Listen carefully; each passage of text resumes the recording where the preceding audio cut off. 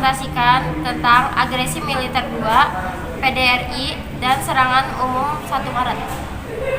Agresi militer 2. Pasukan Belanda yang melaksanakan operasi Gagak alias agresi militer Belanda 2 adalah perpaduan dan personel KL atau Koninklijke Leger atau Tentara Kerajaan Belanda serta KNIL Koninklijke Nederlands Indische Leger atau Tentara Kerajaan Hindia Belanda.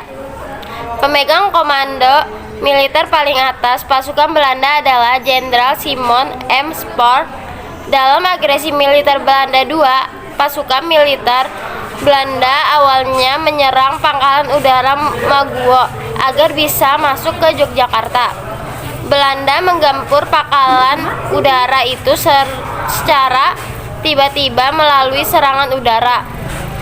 Setelah pangkalan udara Maguwo lumpuh, Belanda dengan cepat menguasai Yogyakarta. Agresi militer 2. Pada tanggal 19 Desember 1948, Belanda melakukan agresi militer Belanda 2 dengan tujuan: yang pertama, menghancurkan status Indonesia sebagai negara kesatuan. Yang kedua, menguasai Yogyakarta yang pada saat itu ibu kota negara.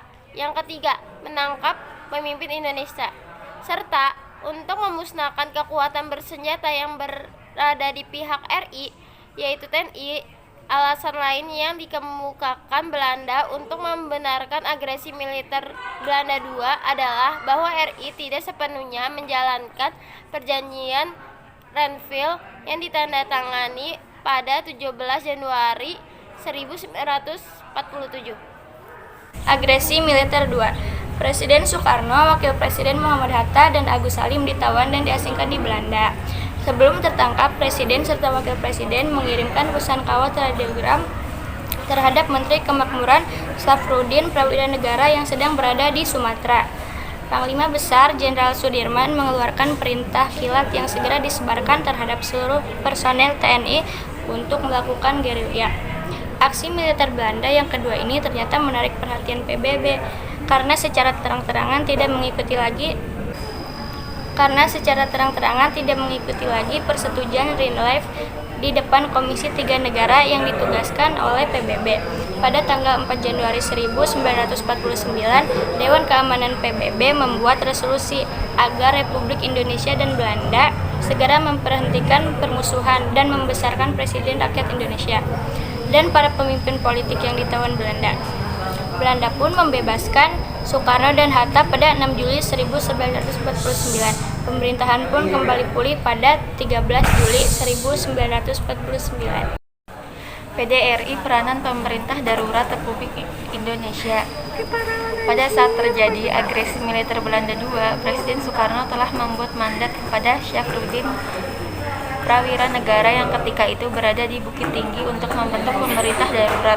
Soekarno mengirimkan mandat serupa kepada Mr. Maramis dan Dr. Sudarsono yang sedang berada di New Delhi, India apabila pembentukan PDRI di Sumatera mengalami kegagalan, namun Syafruddin berhasil mendeklarasikan dirinya pemerintah darurat Republik Indonesia. Ini dilakukan di Kabupaten 50 Kota pada tanggal 19 Desember 1948. PDRI bertujuan untuk mempertahankan dan menegakkan pemerintah RI.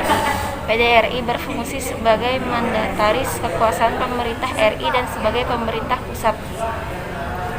PDRI. Kedudukan PDRI mempunyai landasan hukum yang kuat, yaitu berupa radiogram yang dikirim Presiden dan Wakil Presiden sehingga PDRI menggantikan kedudukan pemerintahan Soekarno-Hatta dan legalitasnya mempunyai dasar yang kuat. Eksistensi PDRI disokong penuh oleh rakyat dan tentara yang bergerilya melawan Belanda. Semakin lama kedudukan PDRI semakin kuat. Sedangkan perjuangan diplomasi di tingkat internasional mendatangkan simpati. Mereka mendesak supaya tentara Belanda keluar dari daerah kepresidenan Yogyakarta. Desakan itu berpengaruh pada resolusi Dewan Keamanan PBB. Dengan demikian, pemerintahan darurat Republik Indonesia (PDRI) berhasil mempertahankan keberadaan Republik Indonesia Dalam situasi yang amat kritis dan PDRI ini mempunyai peran penting dalam mempertahankan kemerdekaan Indonesia. Selanjutnya itu ada serangan umum 1 Maret. Serangan secara besar-besaran terhadap posisi Belanda di Yogyakarta dilakukan pada tanggal 1 Maret 1949 dan dipimpin oleh Letkol Soeharto. Untuk mempermudah koordinasi penyerangan, maka wilayah serangan dibagi menjadi beberapa sektor sebagai berikut. Yang pertama, sektor barat dipimpin oleh Letkol Panje Sumual. Yang kedua, sektor selatan dan timur dipimpin oleh Mayor Sarjono. Yang ketiga, sektor utara dipimpin oleh Mayor Kusno. Yang keempat, sektor kota dipimpin oleh Kapten Amir Murtono dan Letnan Marsudi.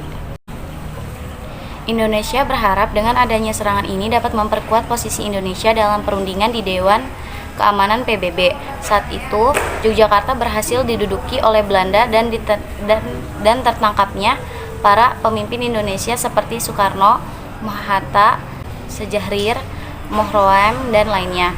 Pada saat itu juga PBB yang prihatin dengan keadaan Indonesia pun mulai turun tangan dengan mengeluarkan resolusi DKPBB pada Januari 1949. Namun Belanda tidak mau menuruti resolusi tersebut. Pasalnya, Belanda ingin sekali merebut kekayaan alam Indonesia untuk membangkitkan perekonomian negaranya setelah Perang Dunia Kedua. Indonesia pun berpikir keras bagaimana cara mengajak Belanda untuk berunding kembali. Pada akhirnya Indonesia memutuskan untuk menyerang Yogyakarta. Dalam waktu yang singkat, TNI berhasil memukul semua posisi pasukan Belanda. Serangan umum ini akhirnya berhasil menduduki Yogyakarta selama 6 jam. Tanggal 2 Maret 1949, peristiwa serangan umum 1 Maret dilaporkan oleh R. Sumardi kepada pemerintah PDRI di Bukit Tinggi melalui radiogram, yang kemudian juga disampaikan kepada Maramis, diplomat RI di New Delhi, India, dan Ellen Paller, diplomat RI di New York, Amerika Serikat. Serangan umum 1 Maret mempunyai arti penting, antara lain menunjukkan kepada dunia bahwa RI masih ada, mengobarkan semangat rakyat Indonesia, dan menunjukkan kepada dunia bahwa negara Indonesia masih mempunyai kekuatan. Menjawab pertanyaan dari Bapak Arif, yang pertanyaannya yaitu, apa dampak positif bagi Indonesia dari agresi militer Belanda II? Agresi militer Belanda II berdampak positif kepada Indonesia adalah karena walaupun Belanda berhasil menguasai Yogyakarta yang kala itu merupakan ibu kota negara, tidak membuat semangat juang pribumi runtuh, melainkan masih terdapat perlawanan yang dilakukan oleh TNI. Mereka melakukan serangan secara mendadak terhadap pasukan Belanda pada tanggal 1 Maret 1949 yang dikenal dengan nama Serangan Umum 1 Maret Yogyakarta. Perlawanan ini membuat pasukan Belanda kewalahan dan berhasil dilumpuhkan. Perlawanan ini juga melopori perlawanan lainnya yang dilakukan dengan strategi gerilya di berbagai wilayah seperti Jawa Tengah dan Jawa Timur yang dipimpin langsung oleh Sudirman.